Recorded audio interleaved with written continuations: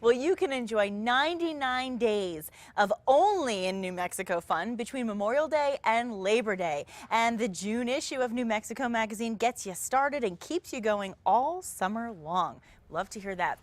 And also love to introduce this guy. Editor-in-Chief Dave Herndon joins us with all the hot details. Hi, Dave. Hello, Nikki. As always, my fabulous weekend reading was a pleasure, thanks to you. And the new issue is really a guide to all of the one-of-a-kind summer traditions that you can find only in our state. That's what I love so much. So share some of the highlights with the viewers. Well, as I said in my editor's letter, I kind of feel sorry for the other states with the the boring little fairs and stuff. Right. The state fair, that's it. No offense, other states, but it's just not as interesting as New Mexico because we have such rich history and culture here that a lot of the other states just don't have. So that's true. We have living history events that really bring the like things like the Lincoln County Wars. There's something called the Old Lincoln Days, and it's a folk pageant, which in the middle part of the century was the kind of thing that was commonplace in sort of rural and small town America before mass media, mass communication. They've petered out, of course, because multiplexes and 3D TVs and stuff, but it's still going strong in Lincoln County where they reenact the battle scenes from the Lincoln County War. Things you really can't find anywhere else. Of course, people never get tired of seeing the Billy the Kid, breaking out of jail. Never get tired of that. And you really break it down, though, from fiestas to art, exhibitions and all the different festivals. And I mean, there's just so much to see. If you pick up this issue and you start filling in your calendar for the summer, it's going to be jam-packed right now. And if you're like me, you won't get to half of the things that I already filled out for folk art in July. It's already on my calendar. Right. Well, and in addition to that, I want to mention this because there are 25, well, really more than 25 reasons to love Santa Fe, but you do count 25 of them featured in this issue. So I loved this section. What are some of the more unique attractions that are off the beaten path? Okay, well, the thing to know about this 25 reasons to love Santa Fe is there are 25 more going to be online any minute now. And so you can go find them there too. And this is written by locals. So we live in Santa Fe, but even so, I learned things about Santa Fe from the collaborative effort of putting this together. Yes. So, for instance, there's all the, Santa Fe style remains a very popular look, and definitely. But where do you go get it? You just wander around the plaza and go to the tourist shops, or do you go to the places where we steer you to go find those things? You talk about Canyon Road. Yes, there's lots of different kinds of, we point out the best watering holes in town, very important. Yes, always. we can't forget those. Santa Fe people, like New Mexicans in general, love their hiking trails. Well, we've got fantastic, hiking trails.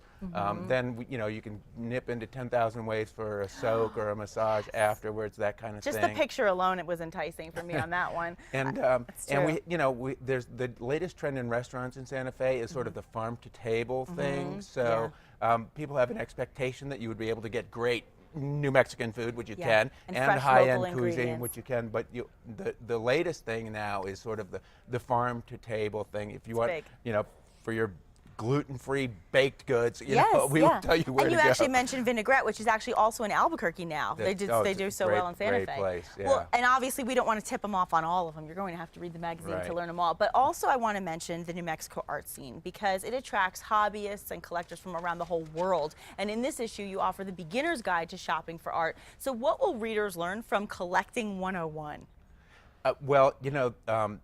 New Mexico has a fantastic art ecosystem, right? Yes. Artists are attracted to be here. They're inspired to create their art. And then people come and they share this, sense of place, and they want to take some home with them. But where do you begin? Because it can be overwhelming. There are too many galleries. There are too many.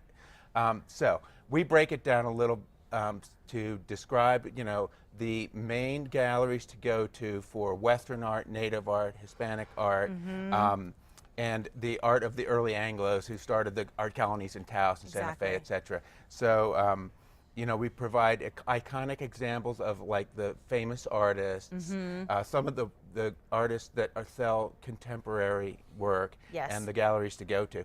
And just in terms of one more reason to love Santa Fe, and this ties into this, the Roundhouse, the art collection at the Roundhouse is probably the single greatest art, museum collection in the state. Definitely. And nobody goes there to look at it.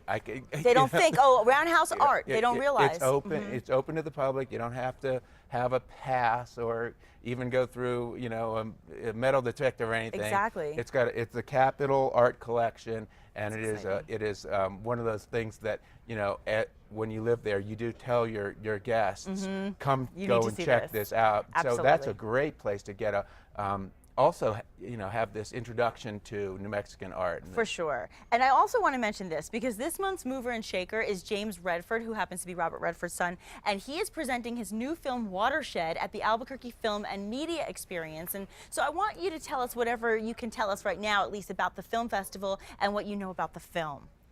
Well, Robert Redford built a house in Santa Fe recently, yes. And I think that's pretty significant for the state, considering the impact he's had in other Western states, exactly. in his activism and his film festival and Sundance, sure. etc. So he's starting to make his presence felt, anew here. Yes.